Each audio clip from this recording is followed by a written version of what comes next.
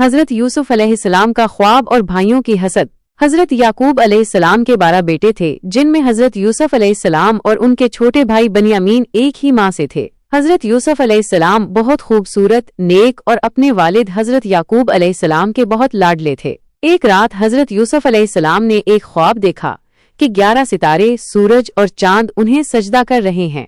انہوں نے یہ خواب اپنے والد کو بتایا تو حضرت یعقوب علیہ السلام سمجھ گئے کہ یہ اللہ کی طرف سے یوسف کے لیے ایک عظیم مستقبل کی نشانی ہے۔ انہوں نے یوسف کو نصیحت کی کہ وہ یہ خواب اپنے بھائیوں کو نہ بتائیں، کیونکہ انہیں بھائیوں کے حسد کا اندیشہ تھا۔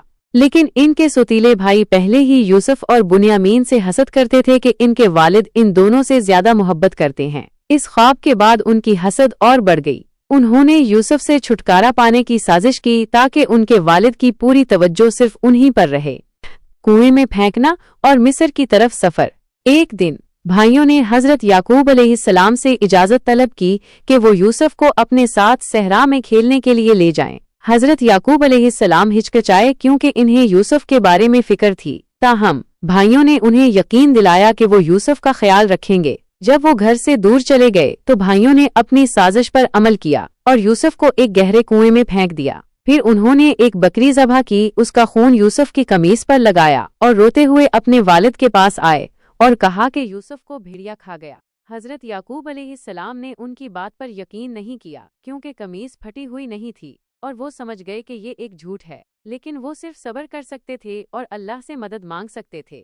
کچھ عرصے بعد ایک قافلہ اس کنویں کے پاس سے گزرا۔ انہوں نے پانی نکالنے کے لیے بالٹیاں کنویں میں ڈالیں تو یوسف کو کنویں میں پایا۔ انہوں نے یوسف کو کنویں سے نکالا اور انہیں مصر میں غلام کے طور پر بیچ دیا۔ مصر میں انہیں ایک بڑے عہدیدار عزیزہ مصر وزیر خزانہ نے خریدا اور انہیں اپنے گھر لے آیا۔ زلیخا کا فتنہ اور قید۔ حضرت یوسف علیہ السلام عزیزہ مصر کے گھر میں جوان ہوئے۔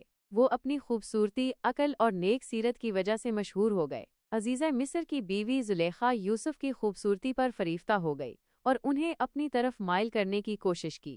حضرت یوسف علیہ السلام نے اللہ کے خوف سے اس کی پیشکش کو ٹھکرا دیا۔ جب زلیخا نے محسوس کیا کہ یوسف اس کی بات نہیں مان رہے تو اس نے غصے میں آ کر انہیں جھوٹا الزام لگا دیا کہ یوسف نے اس کے ساتھ زبردستی کرنے کی کوشش کی ہے۔ عزیزہ مصر نے یوسف کی بے گناہی کو سمجھ لیا، لیکن فتنہ اور رسوائی سے بچنے کے لیے انہیں قید خانے میں ڈال دیا گیا۔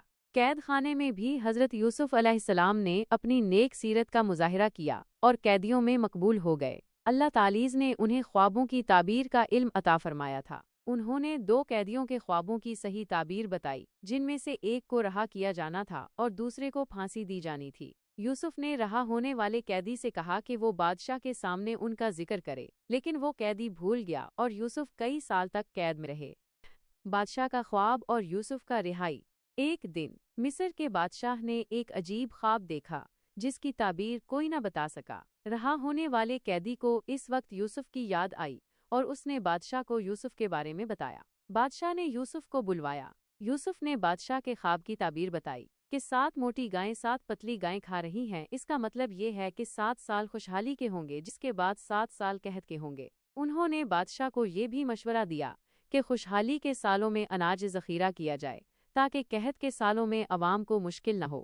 بادشاہ یوسف کی ذہانت اور حکمت سے بہت متاثر ہوا اور انہیں تمام الزامات سے بری کر دیا۔ بادشاہ نے یوسف کو مصر کا وزیر خزانہ بنا دیا تاکہ وہ قحط کے انتظامات سنبھال سکیں۔ بھائیوں کی آمد اور یوسف کی پہچان۔ جب قحط کے سال آئے تو آس پاس کے علاقوں سے لوگ مصر میں اناج خریدنے کے لیے آنے لگے۔ حضرت یوسف علیہ السلام کے بھائی بھی اپنے خاندان کے لیے اناج لینے مصر آئے۔ انہوں نے یوسف کو پہچانا نہیں، لیکن یوسف انہیں پہچان گئے۔ یوسف نے انہیں مختلف طریقوں سے آزمایا تاکہ ان کی نیت اور پچھتاوے کو پرکھ سکیں۔ وہ انہیں پہلی بار اناج دے کر اور انہیں واپس بھیج کر اپنے چھوٹے بھائی بنیامین کو اگلی بار اپنے ساتھ لانے کو کہتے ہیں۔ جب بھائی دوبارہ آئے تو یوسف نے بنیامین کو اپنے پاس روکنے کے لیے ایک تدبیر کی اور اپنے سامان میں ایک پیالہ رکھ دیا اور پھر اسے چوری کا الزام لگا کر بنیامین کو اپنے پاس روک لیا۔ بھائیوں نے بہت التجائیں کیں کیونکہ وہ اپنے والد سے وعدہ کر کے آئے تھے کہ وہ بنیامین کو واپس لائیں گے۔ اس پر یوسف نے اپنے آپ کو ظاہر کیا اور کہا کہ میں یوسف ہوں اور یہ میرا بھائی بنیامین ہے۔ دوبارہ ملاپ اور معافی۔ بھائی یہ سن کر حیران و شرمندہ رہ گئے۔ یوسف نے انہیں ان کے تمام غلط کاموں کے باوجود معاف کر دیا اور کہا کہ آج تم پر کوئی ملامت نہیں، اللہ تمہیں معاف کرے اور وہ سب سے بڑا رحم کرنے والا ہے۔ پھر یوسف نے اپنی قمیص اپنے بھائیوں کو دی اور کہا کہ اسے اپنے والد حضرت یعقوب علیہ السلام کے چہرے پر ڈال دیں تاکہ ان کی بینائی واپس آ جائے۔ جب قمیص یعقوب علیہ السلام کے چہرے پر ڈالی گئی تو ان کی بینائی واپس آ گئی اور وہ جان گئے کہ یوسف زندہ ہیں۔ بالآخر حضرت یوسف علیہ السلام نے اپنے تمام خاندان کو مصر بلایا۔ جب وہ مصر پہنچے تو حضرت یوسف علیہ السلام کے والدین اور تمام بھائیوں نے انہیں سجدہ کیا اور اس طرح یوسف کے بچپن کا خواب پورا ہوا۔ سبق: حضرت یوسف علیہ السلام کے قصے میں کئی اہم اسباق ہیں۔ صبر اور توکل: یوسف نے اپنی زندگی میں بے شمار آزمائشوں کا سامنا کیا، لیکن ہر حال میں صبر کیا اور اللہ پر بھروسہ رکھا۔ حسد کا انجام: بھائیوں کے حسد نے انہیں ایک بڑے گناہ میں مبتلا کیا، لیکن آخر کار انہیں پچھتانا پڑا۔ معافی اور رحم دلی: یوسف نے اپنے بھائیوں کو ان کے برے سلوک کے باوجود معاف کر دیا، جو معافی کی عظمت کو ظاہر کرتا ہے۔ اللہ کی حکمت اور منصوبہ بندی ہمیشہ غالب آتی ہے، چاہے انسان کتنی ہی سازشیں کیوں نہ کرے۔